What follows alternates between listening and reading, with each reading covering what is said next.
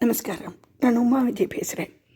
இந்த தென்னிந்திய திருத்தலங்கள் யூடியூப் சேனலுக்காக இன்றைக்கி 720வது பகுதியாக போய் தரிசனம் பார்க்க கிடச்ச கோவிலை பற்றி சொல்ல போகிறேன்.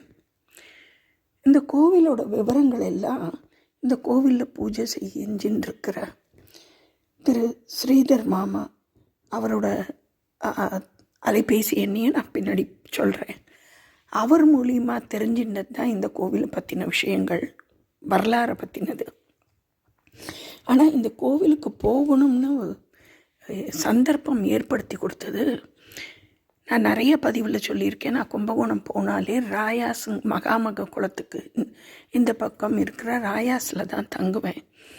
அந்த ராயாஸில் எழுத்த மாதிரி போஸ்ட் ஆஃபீஸ், ராயாஸ் பக்கத்தில் ஒரு போஸ்ட் ஆஃபீஸ் இருக்குது. அதுக்கு எழுத்த மாதிரி ஒரு டீ கடை இருக்குது. அந்த டீ கடைக்காரர்கிட்ட தான் காலையில் நேரத்தில் போய் டீ குடிக்கிறதா இருந்தால் போய் குடிக்கிறது, இல்லை போய் பார்த்துட்டு வர்றதுங்கிறது பழக்கமாக இருக்குது. அப்படி ஒரு தடவை தான் அங்கே இருக்கக்கூடிய அகோர வீரபத்திரர் கோவிலையும் எதேர்ச்சியாக ஒரு ஆடு தரிசனம் காமிச்சு ஆட்டு மூலியமாக போய் பார்க்குற பாக்கியம் கிடச்சிது. அதே மாதிரி இந்த டீ கடையில் ஒரு நாள் டீ குடிச்சின்னு இருக்கும்போது காலையில் என்னோடய சாரதியும் என்னோடய தோழி ஒருத்தர் வந்திருந்தா. நாங்கள் 3 பேரும் இருக்கும்போது அந்த டீ கடையில் இருக்கிறவர், இங்கே இருக்கிற இந்த ஊர் எல்லை தெய்வத்தை நீங்கள் பார்த்துட்டீங்களா அப்படின்னு சொல்லி கேட்டார். அப்போ தான் டக்குன்னு மனசில் ஒரு பொறி தட்டின மாதிரி இருந்தது. மயிலாப்பூரில் பிறந்து வளர்ந்தபடியாக படித்து வளர்ந்தபடியாக மயிலாப்பூரில் கோலவழி அம்மன் கோவில் அப்படிங்கிற கோவில் தான் எல்லை தெய்வமாக இருக்கும்.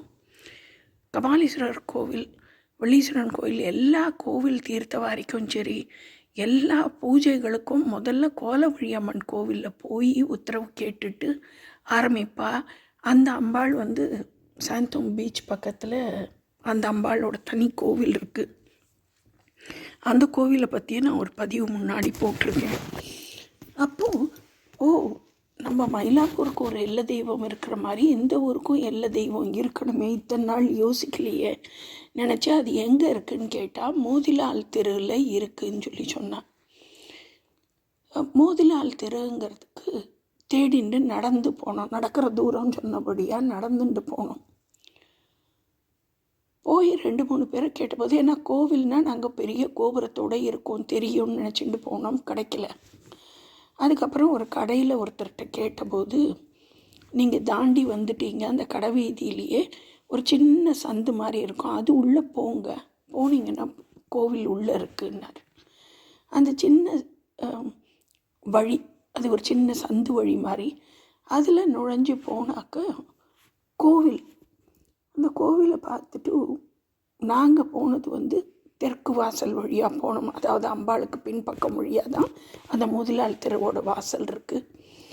அது வழியாக தான் உள்ளே போனோம். பார்த்தா அம்பாள் சப்த மாதாக்களோட எல்லை பிடாரி அம்மன் வீட்டு இருக்கா. இந்த கோவிலோட பேர் ஸ்ரீ சப்த மாதா பீடாஹாரிணி அப்படின்னு சொல்லி. சப்த மாதர்கள் சகிதமாக இருக்கிற இந்த பீடாஹாரிணி, பீடாஹாரிணிங்கிறது எல்லை பிடாரி அம்மன். எல்லையோட பீடத்துக்கு ஆரிணியாக இருக்கிறவ, அந்த பீடத்தை ஆரோகணம் பண்ணிட்டு இருக்கிற அம்பாளுங்கிறபடியாக பீடாஹாரிணிங்கிற பேர் அப்படிங்கிறது தெரிஞ்சினேன். இந்த சப்த மாதர்களும் இங்கே அம்பாளோடையே இருக்கா. இவா எல்லாருமே வடக்க பார்த்துட்டு இருக்கா. நேர் எடுத்த மாதிரி ஒரு குளம் இருக்கிறதையும் பார்க்க முடிஞ்சது.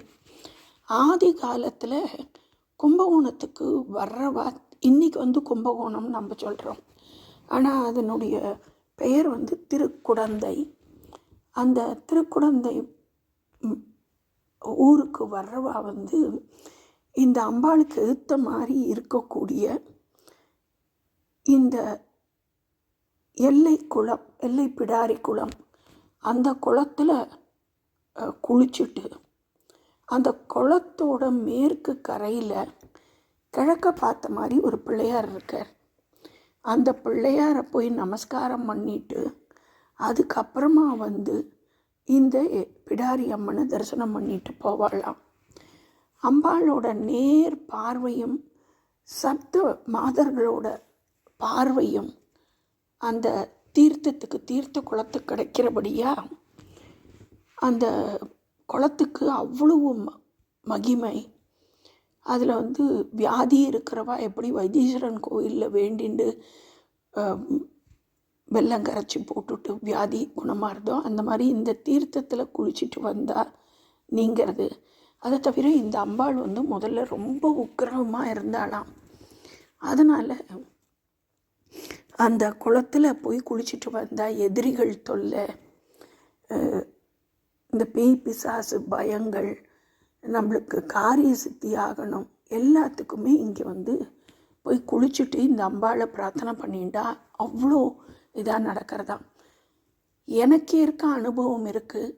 நாட்டரசன் கோட்டையில் இருக்கக்கூடிய கண்ணாத்தா கோவிலில் அங்கே பக்கத்தில் இருந்த குளக்கரையில் எங்களுக்கு நடந்த விஷயம், எனக்கு நடந்த விஷயம். அன்றைக்கி அங்கே போய் அன்னதானம் பண்ணுறோன்னு சொல்லி நாங்களே விறகடுப்பு பற்ற வச்சு அன்னதானத்துக்கு எல்லாருக்கும் கொடுத்துட்டோம். அப்போது எங்களோட என்னோடய கணவரோட நண்பர் சொன்னார், இது நடந்தது ரொம்ப வருஷம் முன்னாடி. அந்த குளத்துக்கரையில் ஒரு பொண்ணு அங்கே உட்காந்துருக்கு தனியாக, அந்த பொண்ணுக்கும் நீங்கள் சாப்பாடு கொடுத்துட்டீங்களான்னார். இல்லையே, நம்ம போகலான்ட்டு ஒரு இலையில் சாப்பாடு எடுத்துகிட்டு போய் அந்த குழந்தைக்கிட்ட, ஒரு சின்ன பொன் குழந்தை தான், அந்த பொன் குழந்தைகிட்ட கொடுத்துட்டு பேச்சு கொடுத்தேன். என்னம்மா உன் பேர் என்னம்மான்ட்டு கேட்டேன். அந்த குழந்தை கண்ணாத்தான்னு சொன்ன உடனே அப்படியே மெய் சிலுத்து போயிடுத்தேன். எனக்கு பரிபூர்ண நம்பிக்கை அம்பாளே வாங்கிட்டான்ட்டு. அந்த மாதிரி இந்த கோவிலில், இந்த குளக்கரையில், இந்த படித்துறையில், எல்லா இடத்துலையும் அம்பாள் நிறையா பேருக்கு தரிசனம் கொடுத்துருக்கா. இன்றைக்கும் நிதர்சனமாக நடந்துட்டுருக்கு அப்படின்னு மாமா சொல்லும்போது என்னால் எனக்கு நடந்த நாட்டரசன் கோட்டையை தான் நினச்சிக்க முடிஞ்சது. இந்த ஆதி காலத்தில் இந்த எல்லைப்பிடாரி குளத்தில் குளிச்சுட்டு இந்த குளத்துக்கு மேற்க இருக்கிற பிள்ளையார்கிட்ட, அதான் கிழக்க பார்த்து நமக்கு அனுகிரகம் பண்ணுற பிள்ளையார்கிட்ட நமஸ்காரம் பண்ணிட்டு இங்கே மாவிளக்கு இல்லாட்டி வேறு ஏதாவது பிரார்த்தனைகளை இந்த அம்பாளுக்கு சொல்லி பிரார்த்தனை செஞ்சுட்டு அதுக்கப்புறம் தான் இந்த ஊரில் இருக்கக்கூடிய ஆதி கும்பேஸ்வரர் கோயிலுக்கு, சாரங்கபாணி, சக்கரபாணி கோவிலுக்கெல்லாம் போய் தரிசனம் பார்க்க போவா அப்படிங்கிறது ஐதீகமாக இருந்திருக்கு. ஆனால் இப்போ நிறைய பேருக்கு இந்த அம்பாள் கோவில் இருக்கிறதே தெரியாமல் போயிடுதுங்கிறது தான் ஒரு மனசுக்கு வேதனையான ஒன்று. ஆனாலும் தெரிஞ்சவா, காதில் விழுந்தவா கண்டிப்பாக போய் பார்த்துன்னு வந்துட்டுருக்கா. இந்த கோவில் இருக்கிற இடம் ஆதி காலத்தில் ஒரே வயல்வெளியோடு இருந்ததான். கோவிலை தாண்டி கொஞ்சம் தூரத்துலேயே ஒரு ஆஞ்சநேயர் கோயில் ஒன்று இருக்குது. அது பக்கத்தில் இருக்கிற சந்து ஒத்த சந்துன்னு சொல்லி ஒரு சின்ன பாதை, மற்றபடி 2 பக்கமும் வயக்காடாக இருந்ததான். அந்த வயல்களோடு இருந்த இடத்த மோதிலால் சேட்டுன்ட்டு ஒரு மார்வாடி ஒருத்தர் அந்த இடத்த வாங்கி, அந்த இடத்த எல்லாத்தையும் அவர் வாங்கினாராம். இன்றைக்கி அவரோட பேராலேயே இந்த தெருக்கு மோதிலால் தெரு அப்படின்ட்டு பேராயிடுது. இங்கே இந்த கோவிலை பற்றி இந்த மாமா சொல்லும்போது 750 வருஷத்துக்கு முன்னாடியான கோவில் இது. தஞ்சாவூர் ஆண்ட 3ஆம் குலோத்துங்க சோழன் காலத்துது அப்படின்னு சொல்லி சொன்னார். ஆனால் இந்த கோவிலோட முன் தூணில் இருக்கக்கூடிய ஒரு சிற்பமானது இந்த நடன முத்திரையோடு இருக்கக்கூடியது தாராசுரத்தில் இருக்கிற மாதிரி இருக்குது. இப்போ தாராசுரம்ங்கிறது ராஜேந்திர சோழனோட மகன் 2ஆம் ராஜராஜ சோழனால் கட்டப்பட்டது. அப்போ அந்த காலத்துக்கு ஒத்ததாக இருக்கலாம். அதை தவிர இந்த கல்லில் இருக்கக்கூடிய சிற்பங்கள் ஆதி கும்பேஸ்வரர் கோவில் தூண்களில் இருக்கக்கூடிய சிற்பங்கள் மாதிரியும் முத்திரைகளோடு இருக்குது. அப்போ ஆதி கும்பேஸ்வரர்னு பார்த்தேன்னா அது 1300 வருஷம் பழமையானது. அதாவது 3ஆம் குலோத்துங்க சோழன் 750 வருஷம் பழமையானது, 13ஆம் நூற்றாண்டை சேர்ந்தவர். ஆனால் அதுக்கும் முன்னாடி 1300 வருஷம் பழமையான ஆதிகொம்பேஸ்வரர் கோவிலுக்கு உண்டானதுங்கிறதுக்கு வாய்ப்புகள் இருக்குது. அதை தவிர ஆதி காலத்துலலாம் ஒரு நகரம் அமைக்கணும்னு சொன்னாக்க அந்த நகரத்துக்கு எல்லைக்கு ஒரு காவல் தெய்வத்தை முதல்ல பிரதிஷ்டை பண்ணி ஆகம விதிப்படி எல்லாத்தையும் ஒரு கோவிலை கட்டி அந்த அம்பாள் கிட்ட வேண்டின்ட்டு, அந்த எல்லை தெய்வத்துக்கிட்ட வேண்டின்ட்டு, அது காளியாக இருக்கலாம், இல்லை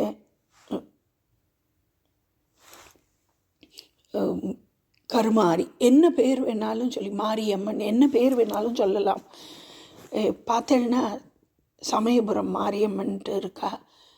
அந்த சமயபுரம் மாரியம்மன் ஸ்ரீரங்கத்தோட எல்லை தெய்வம் அப்படின்னு சொல்லப்படுறவ.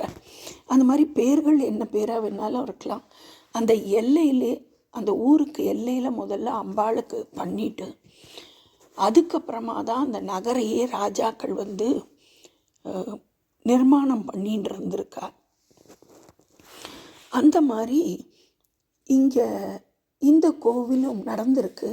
மாமா சொன்ன மாதிரி 750 வருஷம் முன்னாடி இங்கே திருப்பி 3ஆம் குலோத்துங்க சோழன் காலத்தில் புனரமைப்புகள் நடந்திருக்கலாம், கட்டுமான பணிகள் மாறி இருக்கலாம்.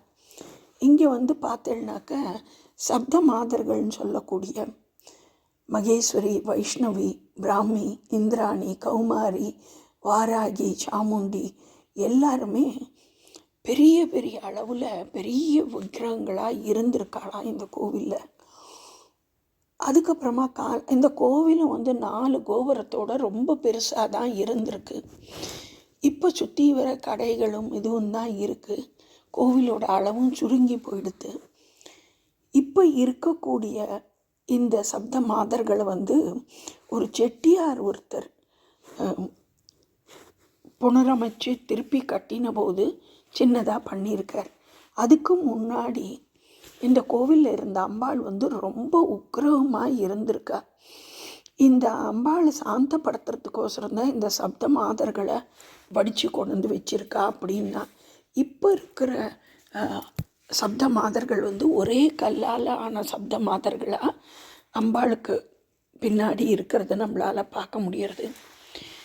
ஒரு காலத்தில் எப்படி இப்போவும் மயிலாப்பூரில் திருவிழாக்களுக்கு கோலவழி அம்மன் கோவிலில் போய் கேட்டுட்டு ஆரம்பிக்கிறாளா, அதே மாதிரி ஒரு காலத்தில் மகாமகத்துக்கும் சரி, இங்கே ஆதிகொம்பேஸ்வரர், சாரங்கமாணி, சக்கரமாணி கோவில்களில் திருவிழா போதும் சரி, இந்த அம்பாள் கிட்ட வணங்கி உத்தரவு கேட்டுண்டு பூஜைகளை பண்ணிட்டு இருந்தாலாம்.